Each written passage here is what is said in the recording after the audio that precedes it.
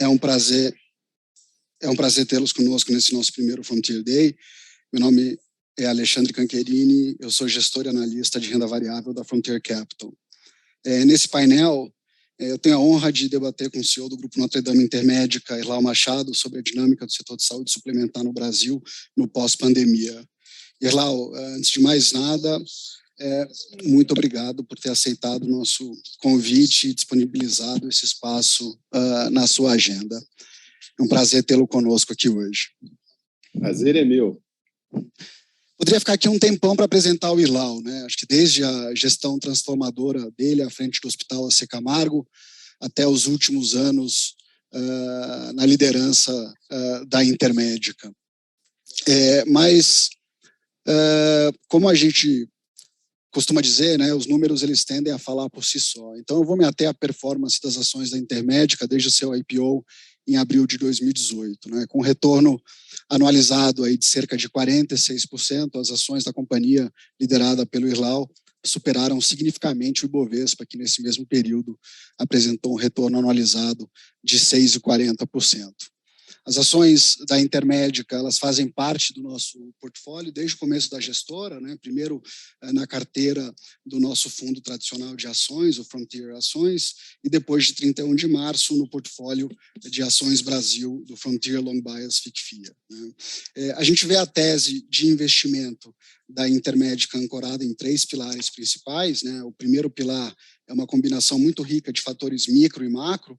Do ponto de vista macro, a gente vê a companhia muito bem posicionada para se beneficiar de uma crescente demanda por planos de saúde, dado o rápido envelhecimento da população do Brasil. Do ponto de vista micro, por ser um player verticalizado, a companhia tem capacidade de endereçar de maneira mais eficiente os efeitos da inflação médica sobre sua operação, permitindo à Intermédica oferecer produtos de qualidade a preços bastante competitivos a seus beneficiários.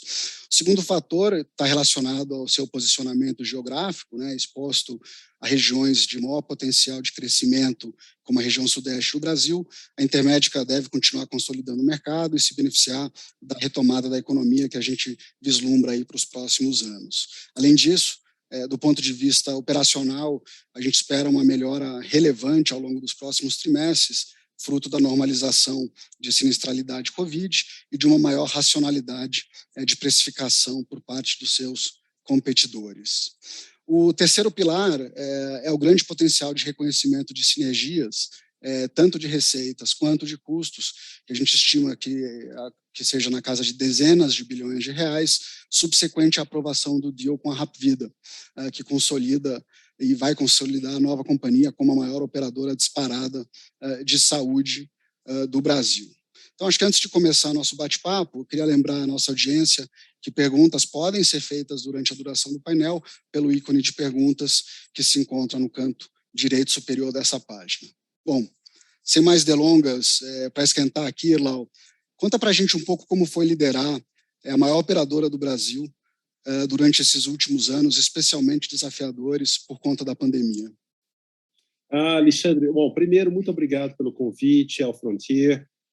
A você, Alexandre, que já conheço há milhões de anos, somos conhecidos e amigos há tanto tempo.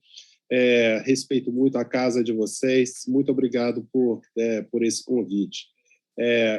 Primeiro, eu gostaria de dizer o seguinte, em frente à sua pergunta, mais importante do que liderar a maior empresa do país foi construir a maior empresa do país. Eu acho que isso foi resultado de um trabalho de equipe fenomenal, com o que eu considero a melhor equipe de saúde do país. São pessoas maravilhosas, é o mesmo time que está junto há mais de 7 anos. Somos uma equipe coesa, bastante ativa, extremamente consciente do nosso papel na saúde suplementar do país, na saúde do país como um todo. Eu acho que o princípio básico dessa operação, como eu acho de qualquer operação, recursos humanos, pessoas, né? Entendendo exatamente que o nosso papel como líderes dentro de uma empresa é o de transformar aquele ambiente num ambiente propício ao desenvolvimento de ideias, à comunicação de ideias, ao compartilhamento dessas ideias, à democratização da informação, e isso foi fundamental para a transformação da empresa. Hoje, eu posso dizer com muito orgulho que essas pessoas foram absolutamente heróis durante um período crítico da história do Brasil, não só pela pandemia recente, mas nós assumimos o controle da Notre Dame Intermédica em 2014, e a partir daí tivemos uma crise pós outra, não? Crises macroeconômicas, crises internacionais, crises de financiamento, crises de toda sorte, e culminando com a crise da Covid. Mas durante esse período nós somos muito conscientes da nossa responsabilidade de transformar a saúde em algo acessível à população brasileira. Fizemos um trabalho, inclusive faz parte da nossa missão, essa acessibilidade da população brasileira a preços acessíveis, a palavra sustentabilidade, que hoje muito em voga, era algo que se fazia inserido dentro da nossa própria missão, desde os primórdios da nossa gestão. Isso porque, num mundo onde a tecnologia avança, a idade da população avança, novos medicamentos, novas legislações, regulações e etc., e o anseio de uma população por uma melhor qualidade da saúde, são custos adicionais e transformadores da indústria. Ou nós entendemos isso desde os primórdios e trabalhamos para entender que a sustentabilidade do setor é cerne para a nossa questão e sobrevivência, nós não conseguiríamos dar os passos que demos. Então, foi parte da nossa missão, da nossa visão. Fizemos a primeira etapa do nosso processo foi dar qualidade, então transformamos as nossas instalações de primeira linha, tivemos períodos onde tivemos 150 obras civis ao mesmo tempo, só de fortalecimento da nossa infraestrutura, colocação de tecnologia médica, adequação dos espaços físicos, do nosso look and feel. Hoje, eu brinco muitas vezes com a minha equipe, eu digo, nós poderíamos fazer um spin-off da nossa empresa de construção, porque são tantas obras, são mais de 300 obras feitas ao longo desse período, de fortalecimento, melhoria de estrutura física para acolher o paciente de forma adequada. Acho que o primórdio da nossa operação foi, como eu bem disse, recursos humanos, a transformação. Isso nos deu fôlego para imaginar, sonhar. Então, além da tecnologia médica, da infraestrutura, foi exatamente a redução de desperdícios na nossa operação, da fusão de operações de várias empresas que tínhamos em uma só, de acesso a nichos de mercado que ainda não tínhamos contemplado dentro da operação. Crescemos de forma dinâmica, é certo. Uma coisa que digo constantemente, somos uma empresa cíclica e contracíclica. Me explico.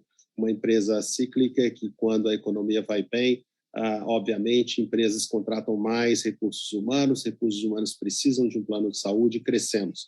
Quando a economia vai mal, como foi o caso ao longo dos últimos vários anos, nós também nos destacamos porque, com o conceito de sustentabilidade operacional, redução de custo, adequado tratamento sem desperdícios, nós nos tornamos uma opção de qualidade a preços muito justos, muito contidos frente aos nossos concorrentes.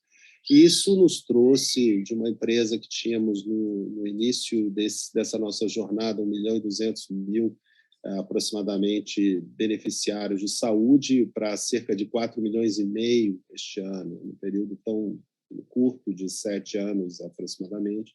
Também em odontologia, nós somos também um player importante em odontologia no país, nós saímos de 900.000 vidas em odontologia para cerca de 3.200.000, um período também razoavelmente curto.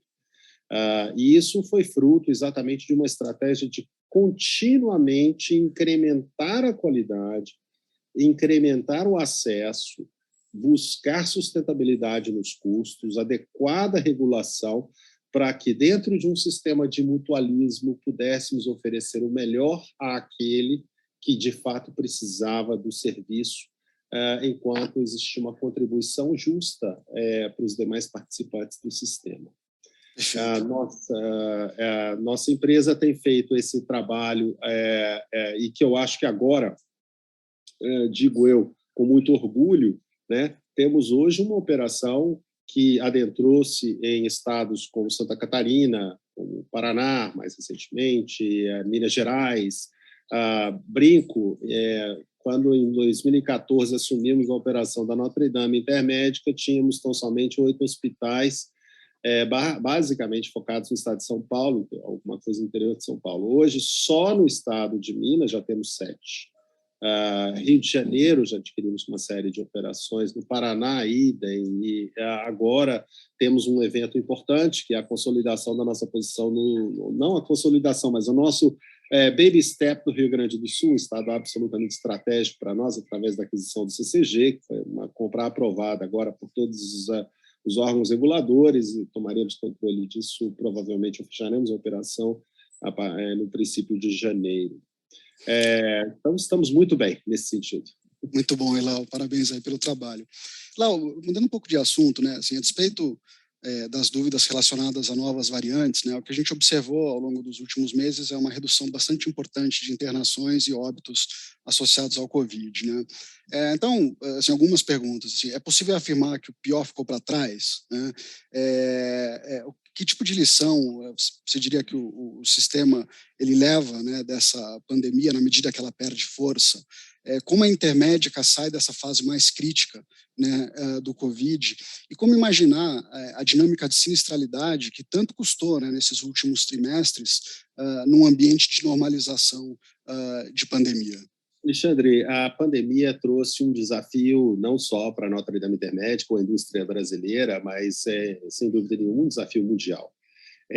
Eu digo o seguinte, no pico dessa pandemia, eu contaria um pouco a história da pandemia em poucas palavras, tentarei, né? Nós observamos os primeiros casos no Brasil em talvez janeiro de 2020. Na realidade, a crise já tinha sido instalada na China e passou à Itália e alguns outros países europeus no final de 19. Mas observamos um impacto um pouco maior. Eu até tenho que me penitenciar, porque eu não achei que chegaria a esse nível de crise lá por janeiro de 2020. Mas, de toda forma, como paranoicos que somos, nos preparamos para ela da melhor maneira possível, com a compra de insumos, estruturação da empresa para absorver um impacto maior. Essa crise ela não se desenvolveu de forma total nos primórdios de 2020. Inclusive, eu diria que o segundo trimestre de 2020 foi o trimestre mágico de todas as empresas de saúde, fontes pagadoras, no Brasil. Por quê? Porque houve uma limitação por parte dos reguladores no ensejo de cirurgias e procedimentos eletivos, enquanto a pandemia não havia, de fato, chegado ao Brasil, volume de leitos ocupados ainda muito pequeno, os insumos ainda de modo muito comportado em termos de preços, etc. Ela se deu, de fato, talvez, no segundo trimestre, fim de primeiro trimestre, segundo trimestre de 2021, aí sim, com uma segunda onda fortíssima de Covid, que acometeu o país e vários países do mundo, mas, em particular, o que vimos no nosso país foi, aí sim, um dramático incremento do preço de insumos hospitalares, de medicamentos, tivemos que desenvolver mais de 1.000 leitos para disponibilizar aos nossos beneficiários, cumprindo com a promessa que havíamos feito de acolhê-los. E isso teve seus impactos ao longo de 2021. Acho que agora, no auge da crise, Alexandre, nós tivemos cerca de 2.200 pacientes dia internados fruto de Covid nas nossas instalações. Hoje, eu posso dizer que temos 53. Então, você imagina a redução dramática o que isso representa em termos de sinistralidade, custos, etc. O custo de alguns insumos hospitalares já caiu dramaticamente, ainda não aos patamares de pré-pandemia, mas estamos ainda bastante otimistas com respeito a isso, porque é aquela velha história da oferta e demanda. Você tem uma demanda muito forte em nível mundial, em nível Brasil, e não tínhamos a oferta em termos de produção, por exemplo, luvas, aventais e etc. E, obviamente, também fruto desse conceito de oferta e demanda e os princípios do capitalismo, muitas empresas se envolveram no desenvolvimento de turnos adicionais, produção adicional. Então, isso vai refletir numa volta, imagino eu, a patamares muito mais atraentes do ponto de vista de curva de custo. Hoje, você me perguntou, já o pior passou? Se nós observarmos a curva epidemiológica do Brasil hoje, nós estamos muito fortalecidos. O volume de óbitos caiu drasticamente, o volume de infecção caiu drasticamente. Eu posso dizer, frente à rede hospitalar, que nós temos uma das maiores redes hospitalares do país, que o volume de internação por Covid diminuiu a números absolutamente insignificantes frente ao resto da operação. A Omicron aconteceu, nós não estamos vendo reflexo disso ainda e talvez não vejamos. Isso aí, eu não sou talvez a melhor pessoa para falar sobre epidemiologia, já que sou economista e não médico, mas o que vemos é que talvez a proteção oferecida por Gama, que foi a variante prevalente em Manaus e que se espalhou pelo resto do país, em conjunto com um processo de vacinação bastante avançado, vários meios de comunicação, infelizmente, não deflagram isso para o resto da população, mas nós temos uma população adulta altamente vacinada com o ciclo completo de vacinação entre os melhores do mundo. Isso, em conjunto com talvez o impacto de Gama, que já oferecia alguma proteção em termos de imunidade de rebanho, talvez esteja fazendo esse papel. Mas hoje, definitivamente, nos nossos hospitais, eu posso dizer só por nós, temos um volume mínimo de internações novas por Covid. Pode ser que daqui a uma semana ou duas tenhamos resultados diferentes? É possível, mas tudo nos indica, nesse momento, que estamos numa situação bastante confortável. Quer dizer que podemos todos nós, até como população, né, nos desvencilharmos do conceito que existe uma pandemia? Não. Acho que deveremos continuamente, temos que ser conscientes e guardar nossa saúde, máscaras, evitar grandes aglomerações, considero adequado a redução de festas de Réveillon e de interação desmedida, porque ainda estamos aprendendo. Do ponto de vista de custo sinistro, é importante dizer que hoje sabemos muito mais sobre Covid e o tratamento de pacientes com grandes complicações de Covid do que sabíamos antes. Portanto, isso tem uma evolução também muito positiva na saúde populacional. Ótimo. Deixa eu pegar um gancho aqui dessas duas últimas respostas, né? Acho que você já comentou sobre isso, mas a Intermédica é, sem dúvida nenhuma, um grande exemplo de sucesso do modelo verticalizado no Brasil, né? Eu acho que tem alguns componentes que explicam o sucesso da Intermédica, né? A qualidade, a questão do preço, a questão de proximidade com os clientes, de visibilidade, né? Acho que alguns pontos que você já comentou. Mas a pergunta que eu tenho, assim, primeiro, se esse modelo ele é tão competitivo, né? Por que a gente não vê ele mais disseminado em outros lugares do mundo, né? Por que é uma realidade que parece muito presente no Brasil, mas não em outras economias, né? E aí, por fim, assim, pegando um pouco dessa conversa, dessa última resposta, né? Pensando numa dinâmica de sinistralidade, né? Mais no longo prazo, diga-se 3, 5 anos, né? Esse modelo vertical, e dado todo o trabalho que você vem fazendo aí de forma espetacular na frente da companhia nos últimos anos, você acha que a sinistralidade, né, medida pelo MLR, ela pode ir até que ponto, né? A gente conversa muito sobre isso, né? E assim, é engraçado como a gente é surpreendido positivamente, né? Como vocês sempre conseguem, né, fazer mais, entregar mais. Um pouco para entender, assim, então, primeiro, por que esse modelo não é disseminado em outros países? E, pensando nesse modelo e nas características da companhia que você lidera, qual que é o limite, né? Até onde a gente pode ver esse MLR ao longo dos próximos 3, 5 anos? Olha, eu vou responder a sua segunda pergunta primeiro e vou dizer o seguinte, sinistralidade ele é um reflexo também da receita, ou seja, do ticket. E, como você bem sabe, dentro da nossa própria missão existe um componente de acessibilidade. Nós temos um cuidado terrível e importantíssimo com oferecer acesso. Não é só roubar o monte das outras operadoras e seguradoras, é buscar crescer o nosso mercado, oferecendo acesso a, talvez, empresas, pequenas empresas, população que não tinha recurso no passado para obter um plano de saúde. Então, eu acho que uma sinistralidade da ordem de 70%, 71%, 69%, ao redor disso, é absolutamente factível, porque remunera o capital, oferece acessibilidade, ou seja, nós não estamos numa busca desenfreada por margem líquida, estamos de margem percentual, e sim de crescimento do nosso mercado. Então, eu acho importante a gente tentar manter as coisas para que, mais importante do que, agora vou ter uma sinistralidade de 65%, ao custo de um volume adicional de população no mercado, não vale para a gente. Nós queremos o contexto. Então, esse é o primeiro ponto. Segundo, aí, respondendo à sua pergunta, no próprio Brasil, o que vemos hoje é uma tendência a buscar modelos similares. Vemos grandes players, seguradoras, inclusive, discutindo de como podemos comprar hospitais, como podemos verticalizar nossa operação.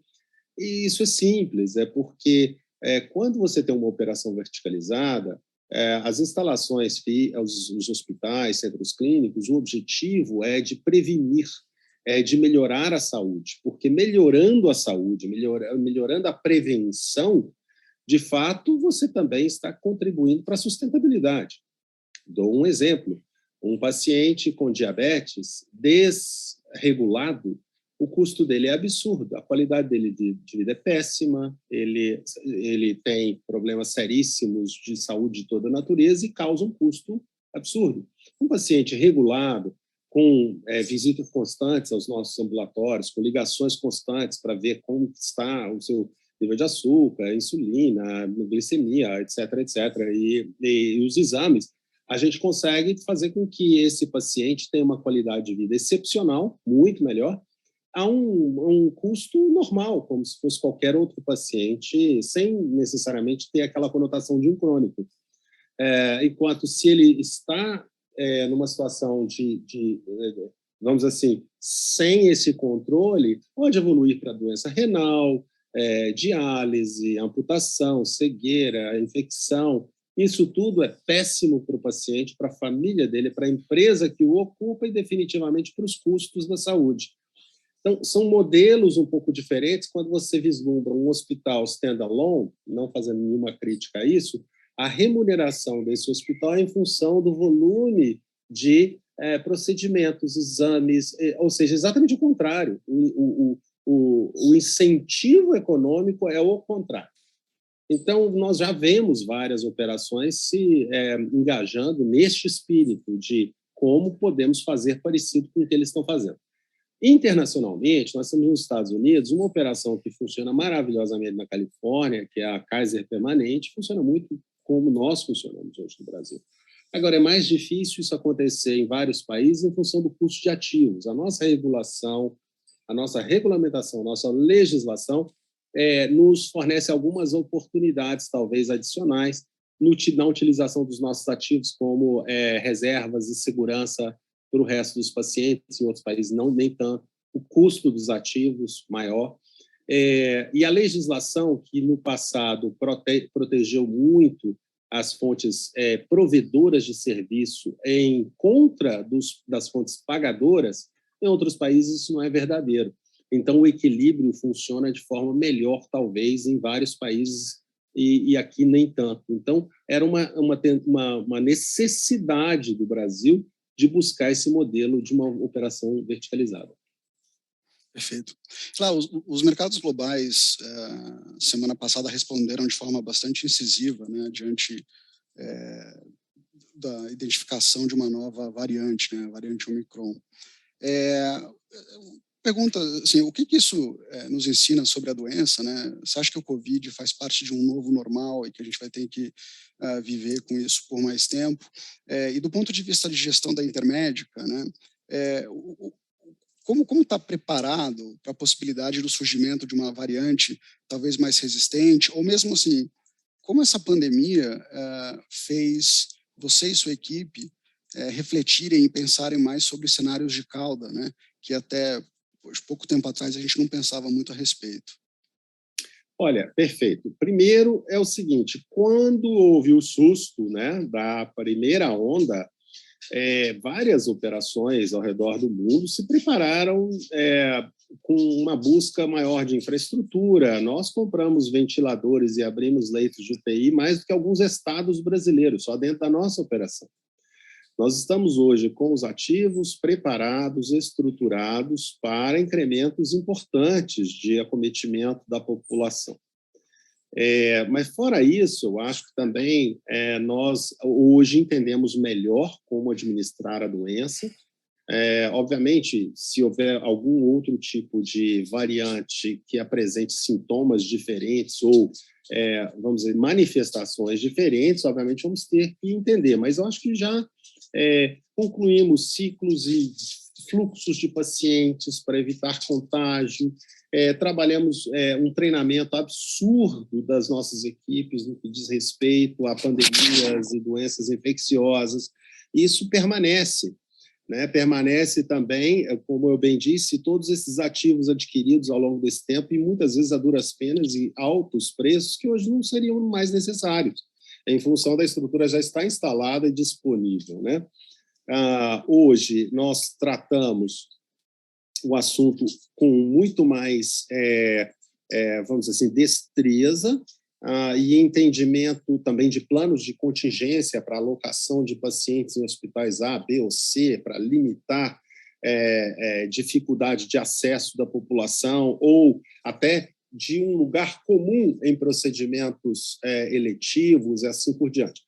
O que não nos salva, Alexandre, se houver uma crise mundial, não salva ninguém, porque os insumos vão estar aí, existirá uma competição e uma concorrência por insumos em nível mundial. O que nós não vemos acontecendo nesse momento no Brasil de forma alguma. Vemos uma tranquilidade capital a capital, centro a centro, diminuição, não estamos vendo uma evolução negativa nesse momento.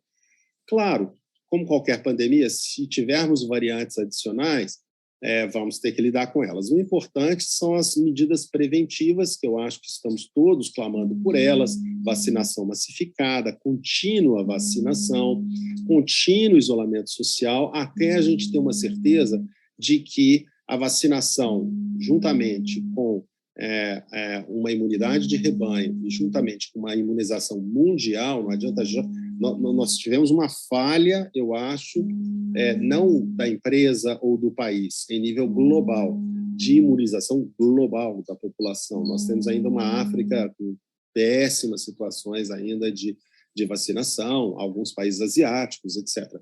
E nós temos que concluir esse processo para realmente proteger a população global. No momento, estamos fortalecidos. O Brasil está até muito diferenciado do resto de vários países no mundo. Ótimo. Ilau, a gente está na expectativa de uma aprovação pelo CAD da junção das operações da Intermédica com a Hapvida, né? Obviamente, não vou te pedir um guidance de sinergia, mas fique à vontade para falar se você quiser. Mas eu queria ouvir o que você espera para o futuro dessa companhia consolidada. E aí, se você me permitir, assim, até eu tenho aquela pergunta surpresa. Tenho 4 perguntas dentro da pergunta aqui, tá? Primeiro, assim, eu queria entender quais são as principais oportunidades e desafios, né, que você vislumbra para esses próximos anos de operação consolidada, assumindo, né, que vá tudo como a gente planeja, espera. O segundo ponto é quais vão ser as suas maiores contribuições para a gestão dessa nova companhia. Terceiro ponto aqui, que fortalezas da Intermédica, né, você acha que vão ser mais destacadas, né, no período pós-fusão? E a quarta, quais os atalhos, né, que essa fusão possibilita para a empresa combinada? E aí, como já tem 4 perguntas dentro dessa, eu vou fazer uma quinta, né? A gente, na nossa primeira reunião, eu fiz uma pergunta para você, não sei se se você lembra, mas a gente dá muita importância para a qualidade do management das companhias que a gente investe, e a pergunta naquele pilot fishing lá de 2018 foi se a gente podia contar com você para o longo prazo da companhia, né? Então, eu queria aproveitar aqui a oportunidade para, alguns anos depois, refazer a mesma pergunta. Não, perfeito. Olha, eu acho que essa é uma fusão marcante e desbravadora no mercado de saúde suplementar do Brasil. Eu acho que nós temos, eu não vou te dar guidance em números agora, mas de fato são, eu diria, na casa dos bis, né, em termos de oportunidades que nós temos. Eu confesso o seguinte, eu sou amigo da família controladora da Apvida há muitos anos, amigo, de fato, de nos encontrarmos, famílias são amigas, de passarmos férias e fins de semana juntos, temos uma relação muito amigável, de muito respeito mútuo, estamos traçando um futuro aqui juntos muito bacana. Tivemos agora, mais recentemente, uma consultoria internacional nos auxiliando junto com o Clean Team, obedecendo todos os protocolos adequados frente a reguladores, né? Mas para observar oportunidades imediatas de sinergias a partir de Day One, o D1.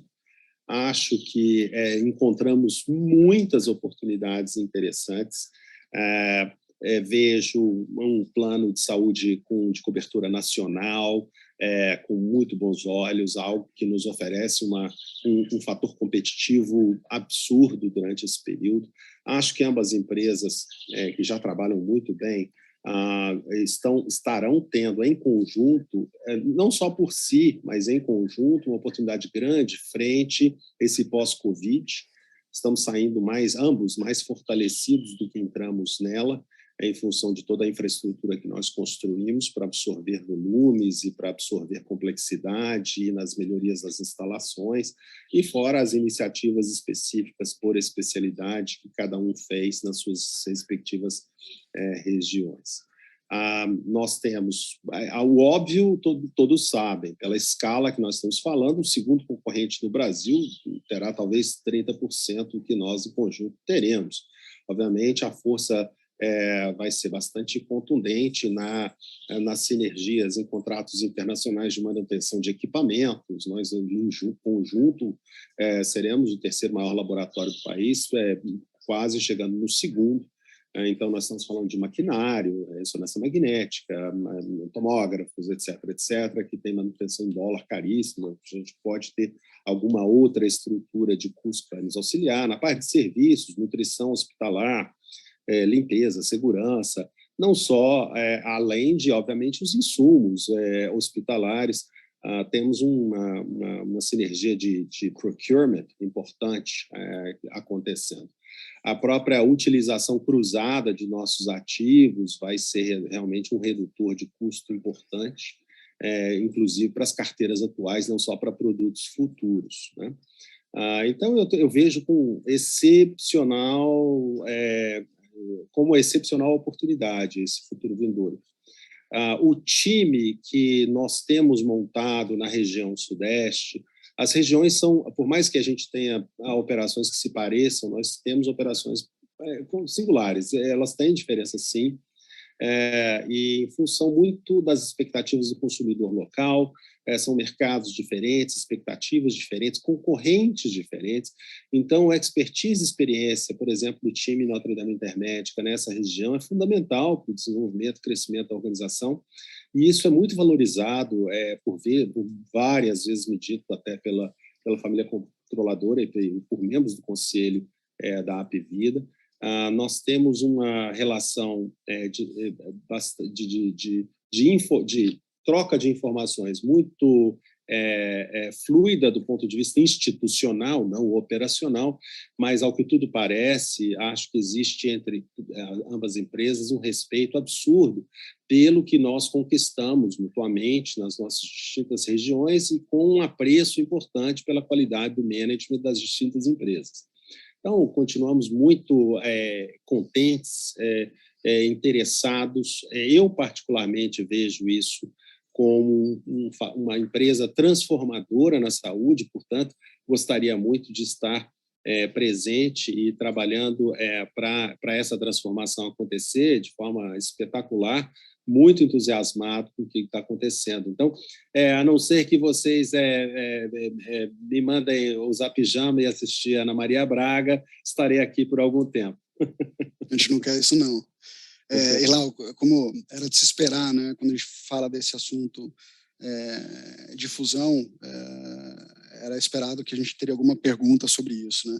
Tem uma pergunta aqui do Fred Mendes, perguntando, na sua opinião, quais as principais dificuldades que podem aparecer nessa integração que poderiam representar um risco para a captura de sinergias.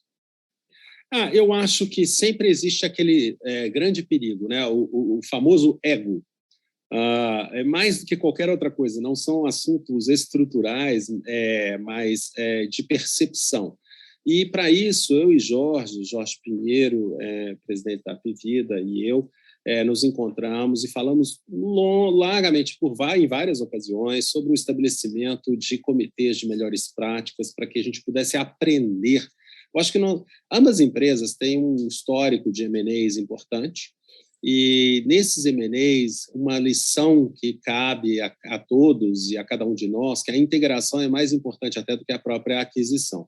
E nessas integrações, nós, por vezes, percebemos, um caso ou outro, perder valor por não ter entendido em profundidade, não ter tido a destreza e a calma para entender a qualidade do que estávamos adquirindo, e, às vezes, a sinergia contrária é a maior que existe. É aquela onde nós compramos uma empresa menor e vemos algo de extrema qualidade que pode ser transferido para o resto da organização como um todo. A sinergia é muito maior nesse sentido do que quando nós impomos algum tipo de política que nós praticamos em cima de uma empresa menor. Então, o objetivo hoje, entre nossas duas empresas, encontrar mecanismos de conhecimento mútuo e aplicação e entendimento da melhor prática antes da sua aplicação. Então, eu acho que isso é fundamental para a gente continuar dando velocidade na geração de sinergias. Eu acho que este é o maior problema e que eu acho que temos isso muito bem solucionado, pelo menos na alta administração das empresas. E vamos fazer, conforme avançamos, esse trickle-down para o resto de todas as nossas equipes. Muito bom. Cláudio, mudando um pouco de assunto, né? Todo mundo sabe o comprometimento da Intermédica com o tema ESG, né? O que muitas pessoas não sabem é uma história de engajamento pessoal sua bastante importante na região norte do país. Eu imagino que esse quadro que está atrás de você talvez tenha alguma coisa a ver com isso. Mas eu queria que você dividisse com a gente um pouco sobre esse projeto e aproveitando o tema, né, contar para a gente como foi a implementação de uma cultura ESG na Intermédica, quais os resultados práticos que essa cultura trazem no dia a dia da companhia, né? E como você percebe esse olhar ESG na nova companhia que vai se formar após a aprovação da fusão pelo CAD. Olha, Alexandre, você está me tirando aqui, porque você conhece alguns dos meus projetos pela amizade que temos. Mas tá bom, fala um pouco sobre isso. Eu, na realidade, sou um apaixonado pelo tema, não é de hoje, de muitos anos atrás, na realidade, algumas gerações da minha família, mas eu, minha esposa e minha família somos conservacionistas. Nós iniciamos um projeto há 15 anos atrás de proteção de fauna silvestre no estado de São Paulo, primeiramente, né? Temos um mantenedouro de fauna silvestre vítima do tráfico de animais no país, incrementamos isso agora para um mantenedor, um reprodutor ambiental, conservacionista, com a ideia de poder fazer repovoamento de espécies silvestres. Temos centenas e centenas de animais que hoje por eles somos responsáveis em instalações próprias nossas, da minha família, e desenvolvemos projetos no Mato Grosso do Sul, também com esse intuito de fazer acolhimento e depois repovoamento e soltura de animais silvestres vítimas do tráfico. para influenciar a fauna silvestre das regiões onde nós estamos. Há 2 anos atrás, iniciamos algo também similar no Pará, no sul do Pará. Estamos na fronteira com o estado do Mato Grosso, já também com instalações para fazer esse projeto.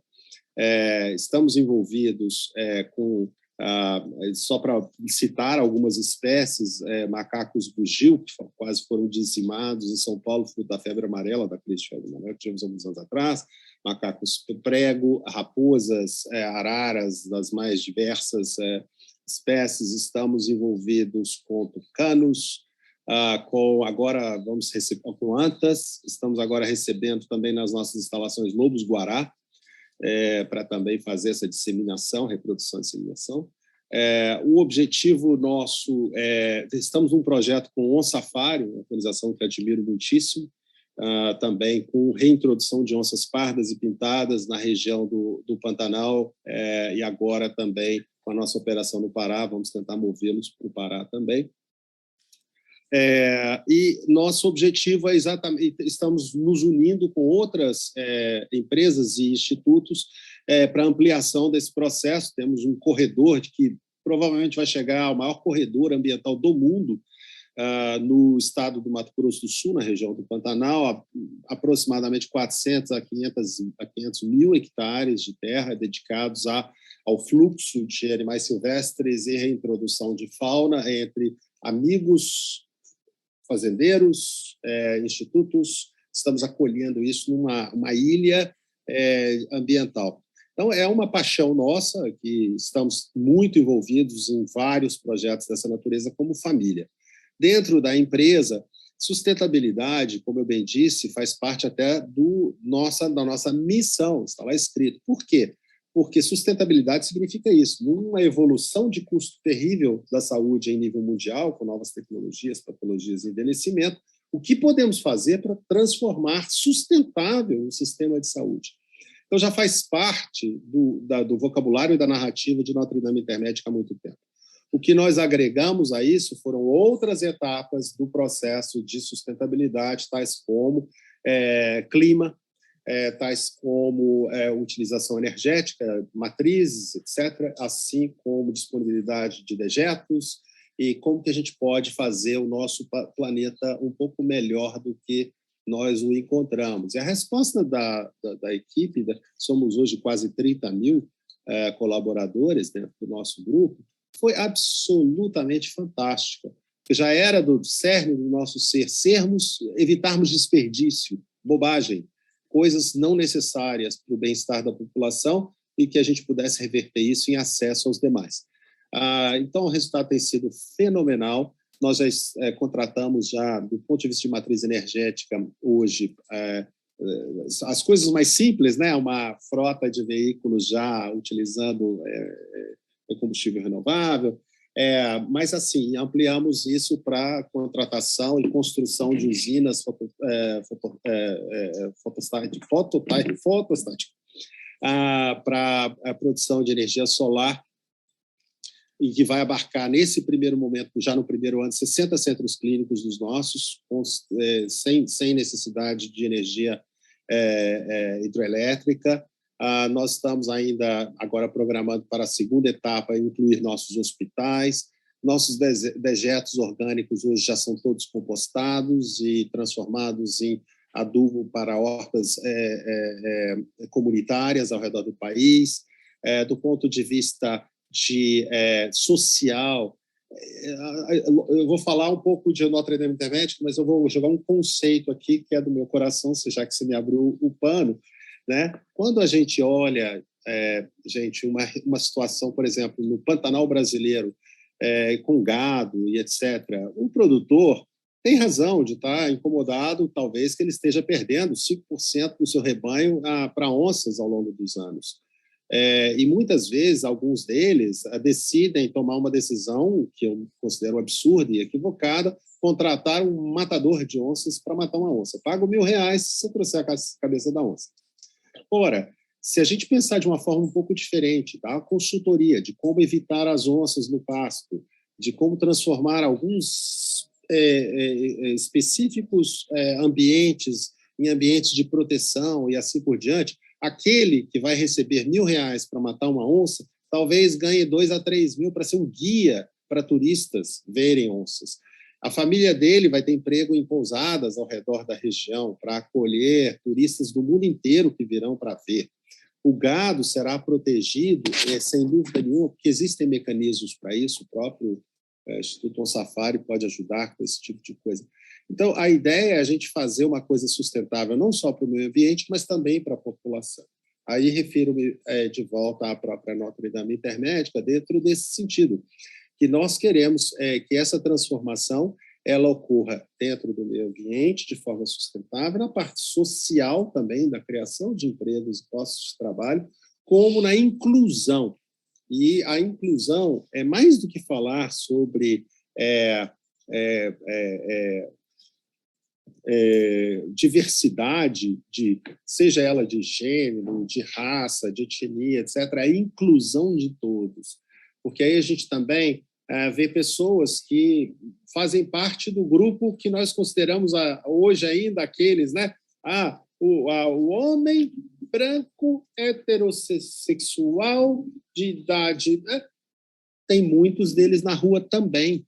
Tem muita gente assim também ocupando barracas de camping debaixo de pontes. Então, vamos falar de inclusão como um todo, de que todas as pessoas são bem-vindas no nosso mundo. Dentro desse conceito, formatamos grupos importantes de afinidade dentro da Notre-Dame Intermédica, seja de gênero, etnia, de idade, para que a gente pudesse entender especificamente de cada grupo como nós podemos ser mais inclusivos e que a gente possa trabalhar todo o mundo em conjunto e, dessa forma, transformar o mundo, que eu acho que é muito possível. Cabe a nós. Muito bom, muito bom. Irlau, tem 3 perguntas aqui da audiência que eu queria fazer para você, dado que a gente está chegando aí perto do final do nosso tempo. Primeiro, do André Parra, ele gostaria de perguntar ao Irlau sobre a agenda de M&A, principalmente depois da capitalização de algumas empresas do setor. Qual o diferencial da companhia nas negociações no cenário atual? São 12 horas. Olha, so far, nós não tivemos contra alguns desses novos players que entraram no mercado com emissão no mercado de capitais, etc. Talvez porque tivéssemos regiões diferentes ou ativos diferentes. Algumas foi por uma questão de região, outras por questão do tipo de ativo. Veja, um hospital que funciona como um hospital standalone, ele precisa de um certo número mínimo de leitos para operar e ser competitivo e economicamente viável. Como nós direcionamos o nosso próprio paciente, temos um volume de hospitais adjacentes e centros clínicos que podem fazer o cuidado primário da população e, ainda assim, diversificar o direcionamento por especialidade, porque temos uma plethora de hospitais e podemos fazer um mais cardíaco, outro mais oncologia, outro mais ortopedia, nós podemos dar uma eficiência maior. Então, os nossos hospitais, por vezes, são muito diferentes do que um hospital icônico de 300 leitos, com todas as especialidades, para fazer sentido para uma grande rede hospitalar. Isso faz uma diferença incrível na discussão, né, e a concorrência por ativos. Nós continuamos com um apetite absolutamente intacto do ponto de vista de aquisição. Acho que temos, lembrando a todos, nós recentemente entramos no Rio Grande do Sul, nós recentemente entramos em Santa Catarina, estamos dando os nossos primeiros passos em alguns locais e continuamos com bastante apetite. Óbvio, o custo de capital aumentou? Sim. O que nós não vamos baixar é a nossa expectativa de TIR. Isso nós não vamos baixar. Então, talvez seja um pouco mais de negociação aqui e acolá e estresse na aquisição de ativos. Mas, frente a concorrentes, nós não estamos vendo, por enquanto, uma concorrência direta. Perfeito. Outra pergunta do William Seckel. A telemedicina cresceu muito durante a pandemia e seguramente representa um potencial de redução de custos. Também o uso de um cadastro médico compartilhado entre diferentes equipes médicas pode reduzir a quantidade de exames. A combinação de telemedicina e um cadastro compartilhado é o futuro? Sem dúvida nenhuma. A telemedicina, acho que veio para ficar. Ela nos oferece uma ferramenta adicional que, por vezes, as pessoas não entendem ainda. É a possibilidade de acessar comunidades talvez menores, com menos densidade demográfica, onde seria muito custoso, do ponto de vista de CAPEX, introduzir um hospital de grande porte. Mas, em função da telemedicina, até um centro clínico menor, com alguns clínicos gerais, e oferecendo a telemedicina como backup para especialidades, nós podemos ter acesso a mercados antes que não conseguiríamos entrar, por uma questão de custo. Então, isso, o addressable market para a gente cresceu com telemedicina, o conforto da população cresceu, o crescimento, vamos dizer assim, não principalmente, mas também muito importante, dentro da medicina preventiva, a disponibilidade de nossas equipes de avançar, até mesmo quando o paciente não nos chama, nós chamamos o paciente. E nós tomamos a iniciativa de ter a certeza que a saúde dele está sendo preservada. Então, a telemedicina veio para ficar, mecanismos de troca de informação, de observação de exames de imagem através de telemedicina, a anamnese, que é aquilo que a gente faz, vai lá, olha a sua pressão, seu batimento cardíaco. Isso antes era quase que absolutamente necessário que você estivesse presente. Hoje, nós já vemos devices começando a fazer isso de forma dramática. Então, a evolução disso ainda está por vir em grande escala, a gente acredita muito nela. Então, telemedicina está aí. Em termos de compartilhamento de dados, entre unidades de uma empresa, uma coisa que acreditamos fortemente que vai ter continuidade. Nós fizemos a implantação de um sistema nosso ERP em várias das nossas instalações. As poucas que ainda não estão são fruto de recentes aquisições, onde a nossa equipe de TI já se instala prontamente para poder fazer o desenvolvimento dessa equivalência.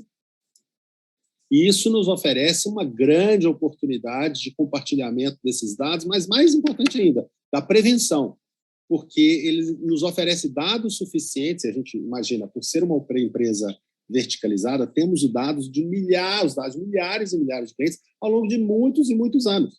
E isso nos oferece uma possibilidade de sermos preditivos a respeito da evolução da saúde dos nossos beneficiários.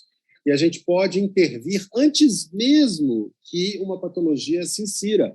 Por exemplo, eu posso entender quem são os pré-diabéticos. Não são diabéticos ainda, mas são pré. E eu posso intervir antes que a doença se instale. E assim por diante, né? Então, a compartilhamento de dados é importantíssimo na prevenção e melhoria da saúde da população. E redução de custos. Muito bom, meu amigo. A gente está chegando aqui ao final. Eu queria, Ilau, te agradecer bastante em nome da Frontier Capital por você ter aceito o nosso convite novamente e falar para todos que estão ouvindo a gente nesse painel que a gente volta às 14 horas com o nosso CIO, Rodrigo Fonseca, que vai falar um pouco sobre o que a gente construiu em 2021 e como a gente está investindo pensando em 2022.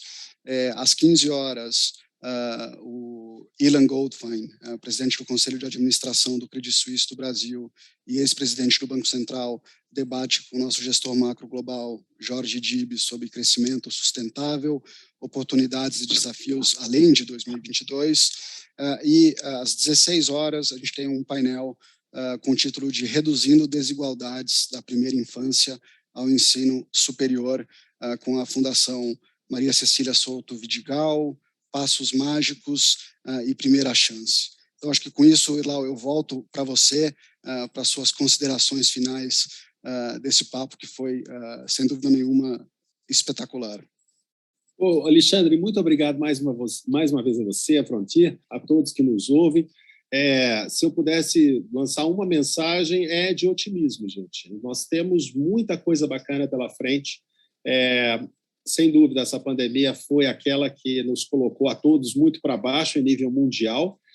Acho, sinceramente, que estamos saindo mais fortalecidos dela em uma série de áreas, muito mais entendendo muito melhor a situação do país e do mundo. E do ponto de vista de saúde suplementar no Brasil, estou otimista. Acho que temos grandes oportunidades de transformação pela frente, com muito mais acesso à população.